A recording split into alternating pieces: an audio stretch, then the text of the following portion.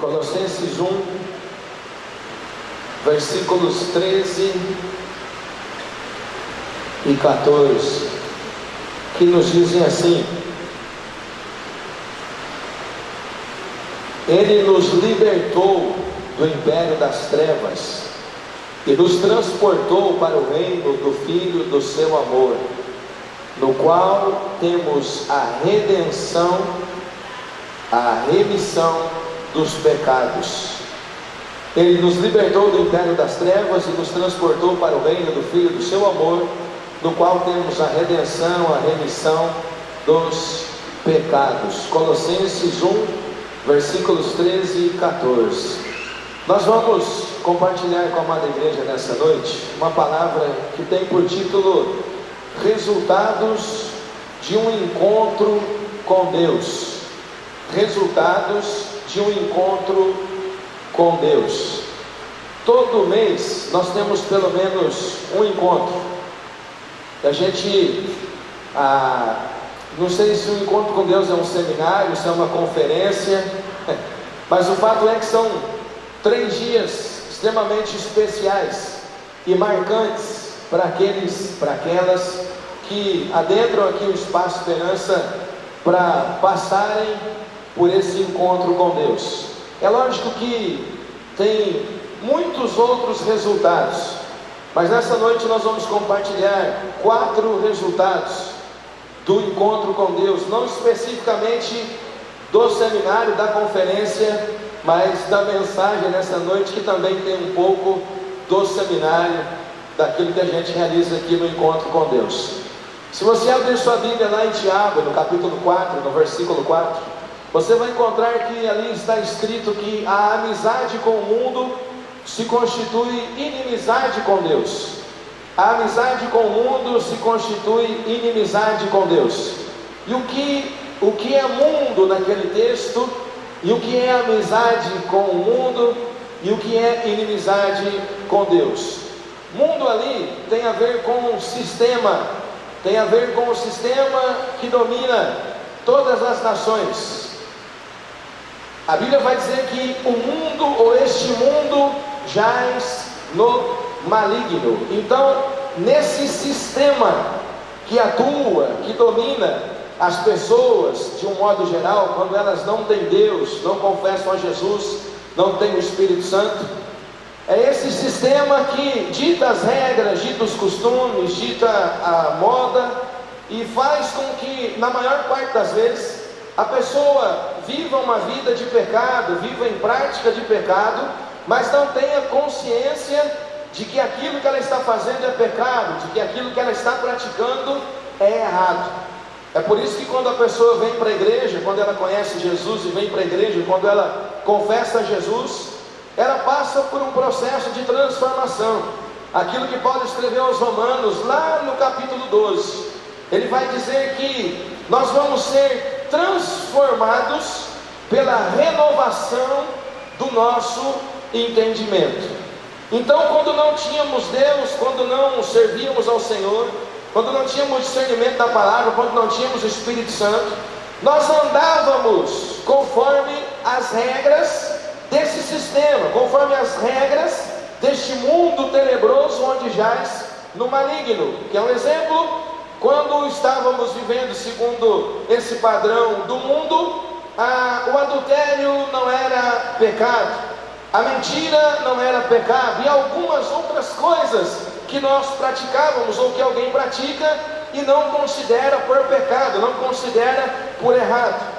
Quando a pessoa se depara com a palavra, se depara com Deus e começa a ser ministrada, ela então vai ter uma renovação, vai ter uma transformação do entendimento, à luz da palavra, à luz do Espírito Santo, e ela começa agora a entender que o adultério é pecado, que desagrada a Deus, que afeta o relacionamento com Deus, e aí vai então evidenciar que antes, quando não se servia ao Senhor, por essas práticas, se vivia na condição de inimizade com Deus.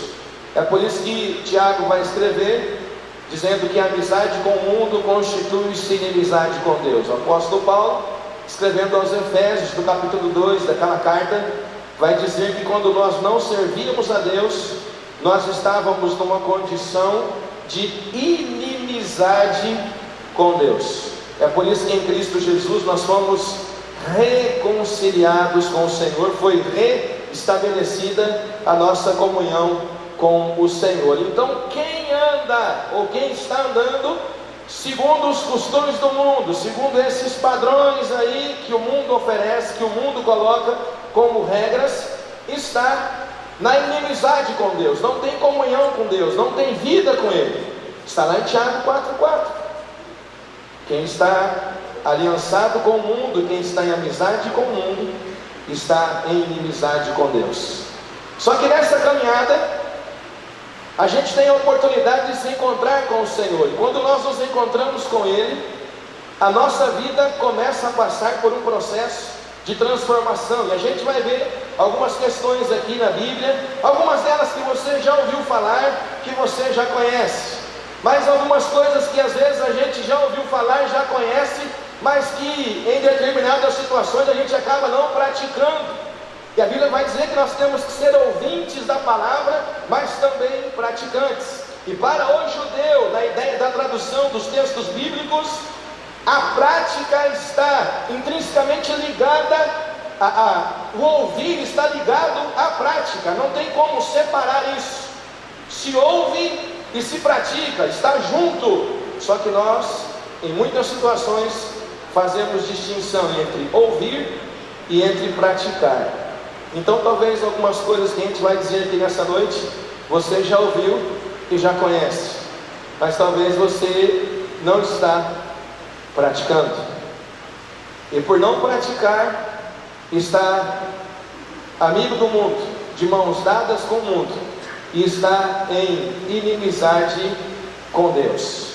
Resultados de um encontro com Deus. Primeira coisa, quando nós temos um encontro com Deus, quando alguém tem um encontro com Deus, esse encontro nos faz diminuir.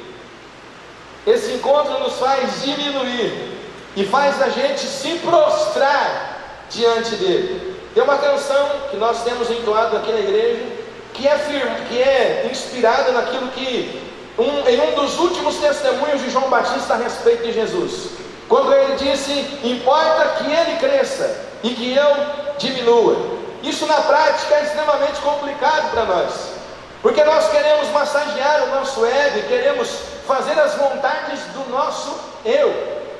Quão difícil é quando a gente tem que dizer não para nós mesmos. Quão difícil é quando a gente tem que se posicionar contra a nossa caminhada, contra a nossa trajetória, contra aquilo que a gente acha que é certo e que ninguém tem nada a ver com isso. O encontro com Deus nos faz diminuir e se prostrar diante dele. Em Atos capítulo 9, nós temos a narrativa, até então, da vida de Saulo. Ele está na sua última empreitada contra o Senhor Jesus. E por que dizer contra o Senhor Jesus? Porque no texto, ele está com cartas de apresentação para perseguir os do caminho, os da igreja, os do Senhor Jesus. E quando Jesus se revela a ele, Jesus não diz assim: por que você está perseguindo a minha igreja? Por que você está perseguindo os do caminho? Por que você está perseguindo os meus? Jesus não diz isso. Jesus o chama pelo nome de Saulo, Saulo, por que você me persegue?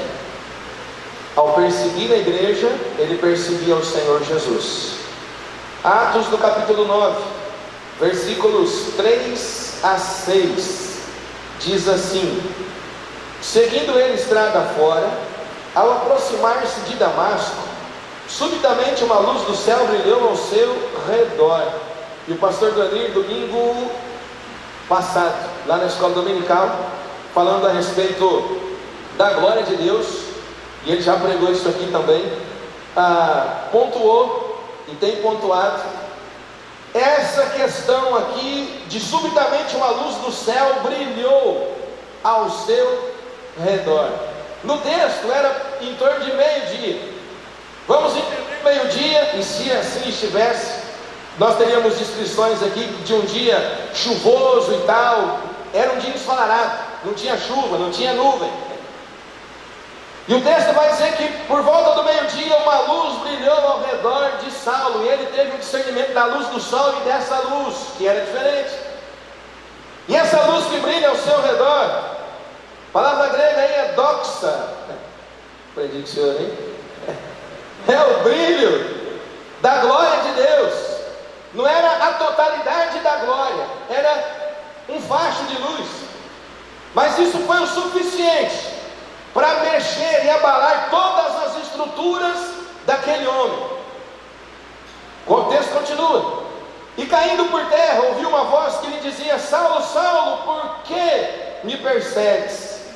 Ele perguntou: quem és tu, Senhor? E a resposta foi: eu sou Jesus a quem tu persegues. Mas levanta-te e entra na cidade, onde te dirão o que te convém fazer.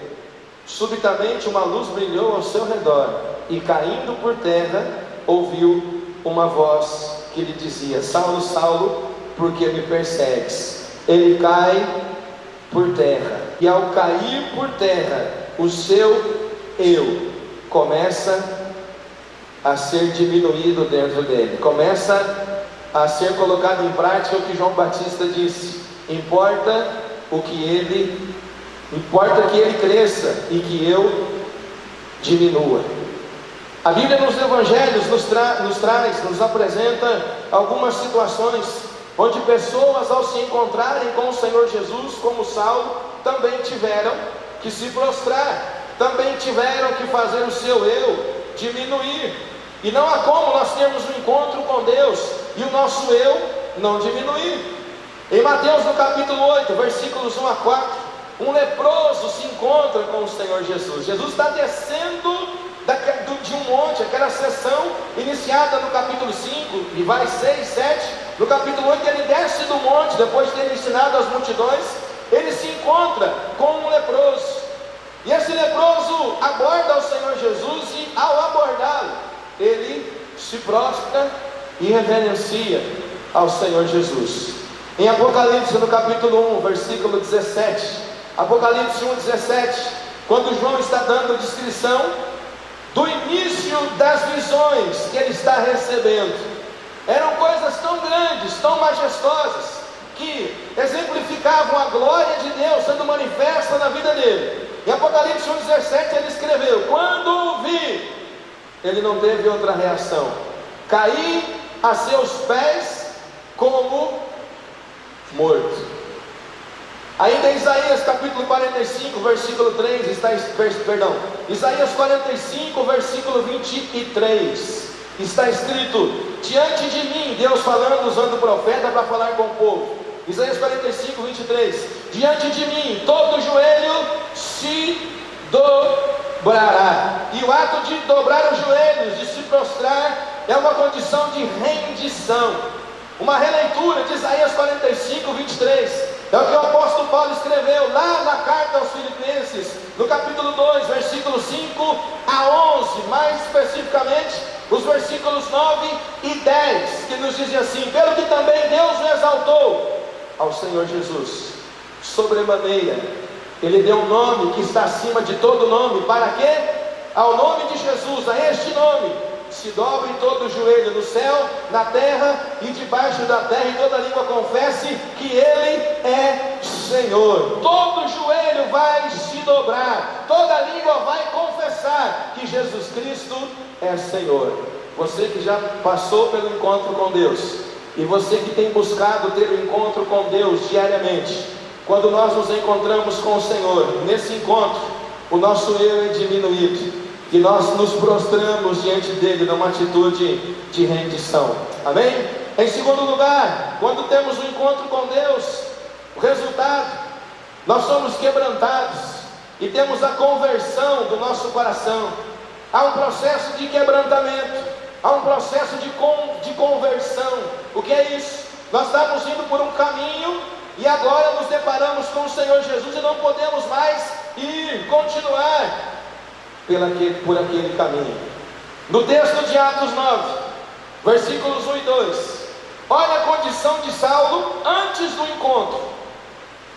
Saulo respirando ainda ameaças e morte contra os discípulos do Senhor, dirigiu-se ao sumo sacerdote e lhe pediu cartas para as sinagogas de Damasco, a fim de que, caso achasse alguns que eram do caminho, assim homens como mulheres, os levasse presos para Jerusalém. A condição dele antes era de perseguidor da igreja e do próprio Senhor Jesus. Mas depois desse encontro, vá um pouquinho aí, se você está com a sua Bíblia aberta, no mesmo capítulo 9 de Atos, os versículos 20 e 21. A gente não pode dizer que é o mesmo Saulo, porque ele passou por um processo de conversão, já é uma nova criatura, mas 19 versículos à frente, 18 versículos à frente, olha só o que aconteceu com ele. E logo pregava nas sinagogas. Versículos antes ele estava indo até essas sinagogas para prender os cristãos, para encarcerá-los, para fechar as sinagogas. E ele agora, depois do encontro com o Senhor Jesus, e logo pregava nas sinagogas a Jesus, afirmando que este é o Filho de Deus. Verso 21. Ora, todos os que ouviam estavam atônitos e diziam: não é este o que exterminava em Jerusalém os que invocavam o nome de Jesus? E para aqui veio precisamente com o fim de os levar amarrados aos principais sacerdotes. Agora Saulo sai da condição de amigo do mundo, amigo da religião, inimigo de Deus, e agora ele está numa condição de amizade com Deus. Ele passa pelo encontro com Deus, pelo encontro com o Senhor Jesus, e ele está aqui experimentando do primeiro amor, das primeiras mudanças, das primeiras transformações. Isso também aconteceu com Jacó, a narrativa lá da sua vida, em Gênesis 32, mais especificamente do versículo 22 ao versículo 26, quando ele luta com o anjo do Senhor no val de Jaboque. Ali foi o momento crucial na vida daquele homem, para que ele não continuasse mais do jeito que ele era. Deus nos dá a oportunidade todos os dias de arrependimento e de buscar mudança e transformação. Visitando algumas células dos homens essa semana, ouvindo testemunhos de homens que já participaram de outros encontros, que participaram deste último encontro, de homens que já foram batizados, de homens que foram batizados hoje, de homens que estão vindo no culto de terça-feira de mão dadas com a sua esposa, com a família junto, de homens que estão vindo nos cultos de domingo de mãos dadas com a sua esposa e a família junto, e é algo bonito da gente ver. E aí vamos visitar as células e a gente vai ouvindo os testemunhos, especificamente em uma das células, falando da palavra que foi ministrada domingo passado. Chegou no ponto de se evidenciar a conversão e tal. E aí começaram-se os testemunhos. Olha, quando eu não servia a Deus, o palavreado vai mudando, né? Quando eu não servia a Deus, eu fazia isso, eu fazia aquilo outro. E aí chegou na questão da mentira. Quando eu não servia a Deus, eu era mentiroso. E o não também era mentiroso, não, ninguém mentia mais que eu antes de servir a Deus. Quando eu estava no mundo, ninguém era mais mentiroso que eu. E aí esses homens podendo dizer: olha, agora eu não consigo mais mentir, agora eu não consigo nem por brincadeira contar uma mentira. Isso na célula, nós ouvimos essa semana. Eu não consigo mais mentir, eu não consigo mais fazer aquilo que eu fazia, eu não consigo mais. Eu não vejo a hora de chegar o dia de ir para o culto, eu não vejo a hora de chegar o dia da célula. Eu sou o primeiro a chegar, tenho que levar cadeira, eu levo cadeira, tenho que ajudar no lanche, eu ajudo, tenho que fazer. Se não tiver casa, faz em casa. Se quiser fazer todas as cenas da minha casa está de portas abertas. Isso está evidenciado na vida de muitos homens que estão aqui. No encontro com Deus, vidas estão sendo transformadas. Há quebrantamento, o coração da pessoa é convertido. E a conversão tem a ver com renúncia Ontem nós assistimos aqui uma ministração do pastor Tiago Brunetti. Ele trouxe algumas estatísticas ao final daquela ministração. E ele fala que ele tem um instituto que trabalha com isso. Mais de 70%, é uma porcentagem alta. Mais de 70% das pessoas que estão na igreja hoje não são pessoas convertidas. Não são pessoas que estão na igreja porque passaram por um processo de conversão, mas são pessoas que não eram aceitas, ou na família, ou no mundo, ou no círculo de amizade, tinham problema disso, problema daquilo, outro mais. Aí chega na igreja, o diácono, a diaconisa, o ministério de integração já aborda a porta, já leva para sentar, já se coloca à disposição e tal. A pessoa começa a se sentir aceita, vamos para uma célula, aquele negócio todo, ela se vê envolvida, e antes não era aceita, agora ela se vê aceita. Ela decide se membrar na igreja, se batizar, daqui a pouco ela está sendo treinada para a liderança e pode até chegar a pastor e a pastora rapidamente. Mais de 70%, segundo a estatística do instituto lá do pastor Tiago Brunetti. Ele disse, olha, e os escândalos vêm desses 70 e poucos por cento de aceitos, porque os convertidos, eles não dão escândalo. Isso nos faz pensar, por que eu estou na igreja? Porque realmente eu estou passando por um processo de conversão, ou porque eu estou dentro dessa esfera de aceitação.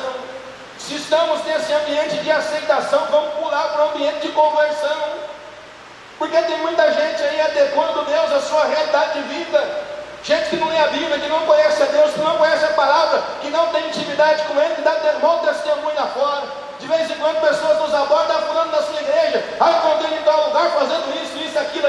Não, Deus está fazendo a obra, Ele vai operar e tal, mas já tem 10 anos, 20 anos, 30 anos que está assim. Mas um dia Deus vai fazer a obra. Se você está numa condição de aceitação, saia da condição de aceitação e venha para a conversão. Não, eu estou na igreja, e eu vou para a igreja, eu vou servir a Deus, porque eu preciso dele, eu estou na igreja, não é porque eu sou melhor que ninguém, é porque eu sou pecador, porque eu sou miserável, porque na igreja eu sou ministrado, eu aprendo, Deus quebrando o meu coração ali, a minha vida é transformada. Isaías, quando teve encontro com Deus, ele disse, ai de mim que vou perecendo. Ele não olhou primeiro para a vida dos outros, ele olhou para a sua vida, ai de mim que vou perecendo. Daniel se coloca diante de Deus confessando os seus pecados e os pecados do seu povo. Neemias faz a mesma coisa. Quando a cidade é restaurada, os muros restaurados e as portas restauradas, ele faz uma baita de uma oração, e ele se arrepende e pede perdão pelos seus pecados e pelos pecados de toda a nação.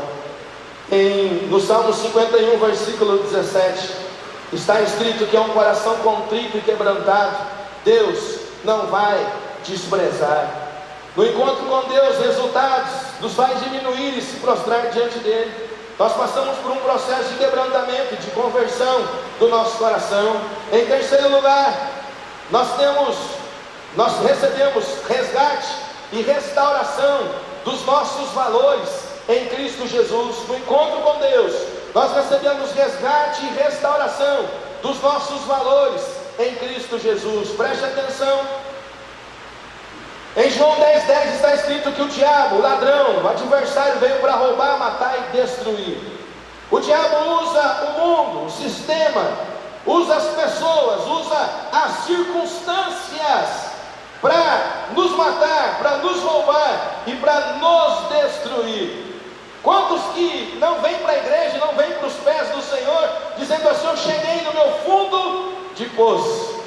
Lázaro fez uma canção, e o tema da canção é bagaço, e ele fala do que ele viveu antes de conhecer ao Senhor, e ele faz a descrição que o diabo usou e abusou dele e o deixou numa condição de bagaço, e foi nessa condição de bagaço que ele conheceu ao Senhor, e Deus mudou a sua vida. Não sei quantos conhecem o Lázaro, mas é aquele que cantou, de quem é a sua vida, minha vida é de Deus.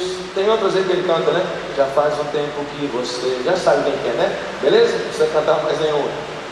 Glória a Deus. Nós recebemos o resgate, a restauração dos valores em Cristo Jesus. O mundo vai olhar.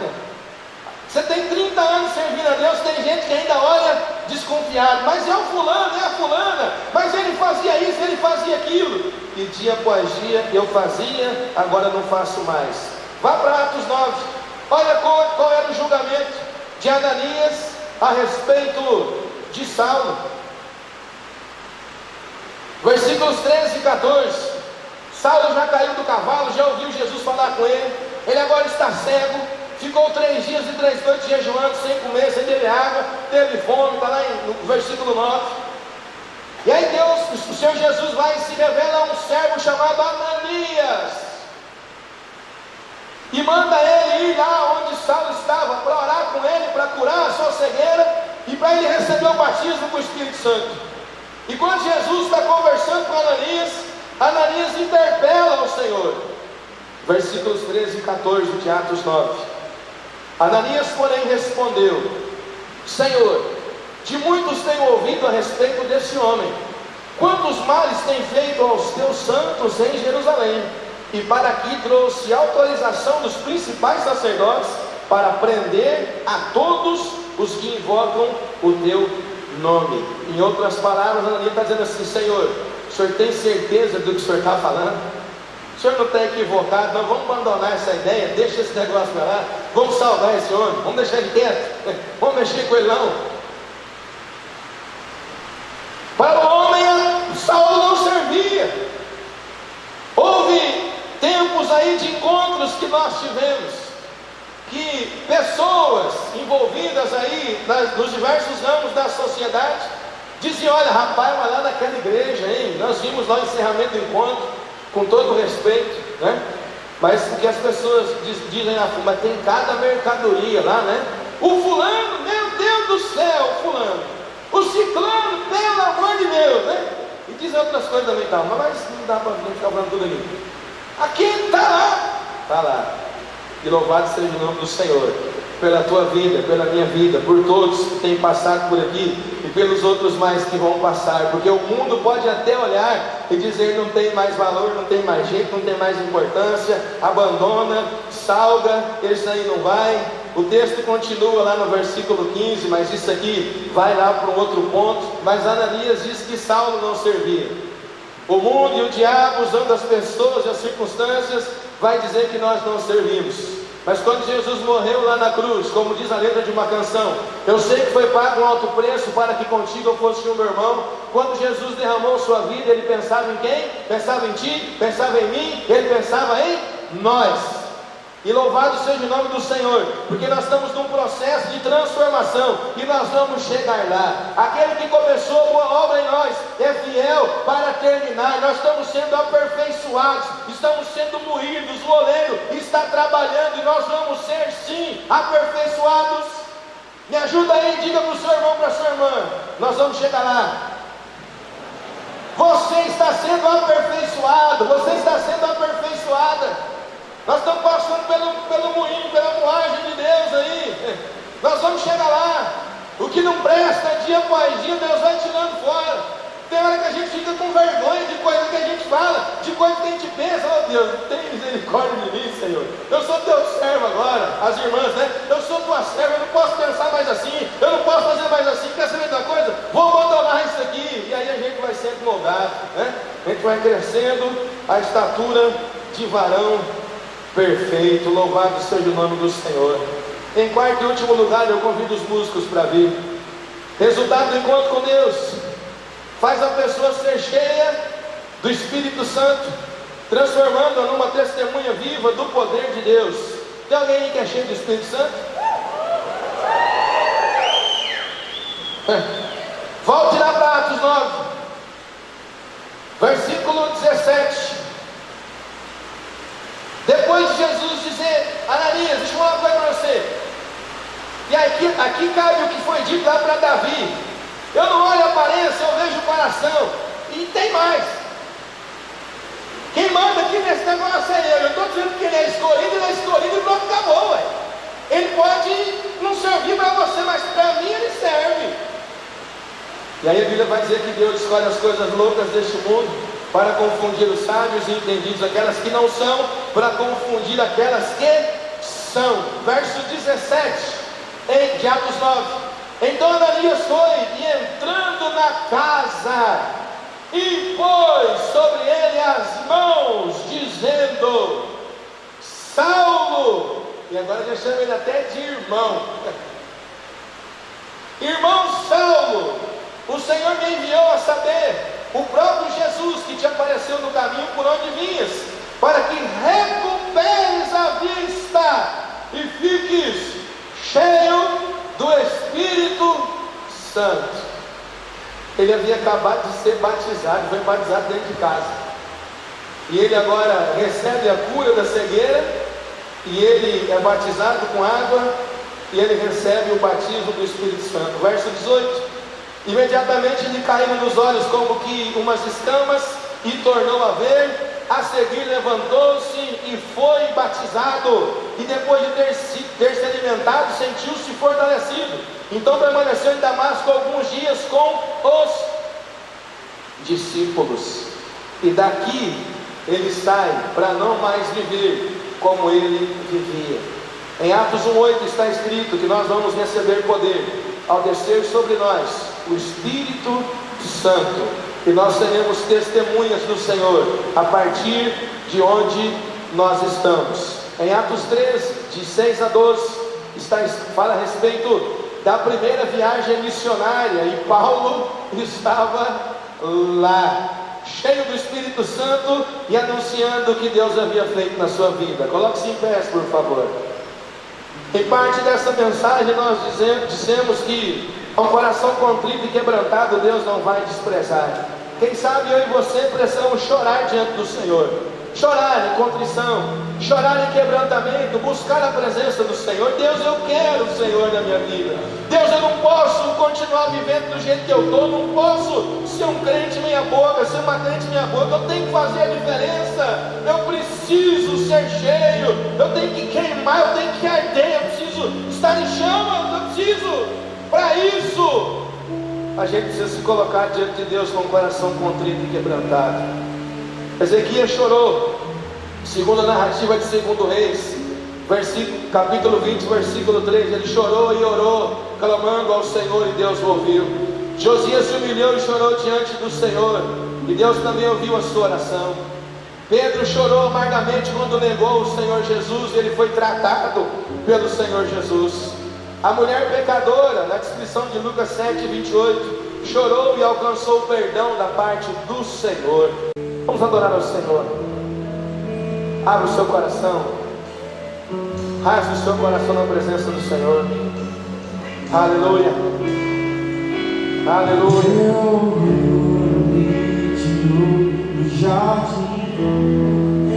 Aleluia.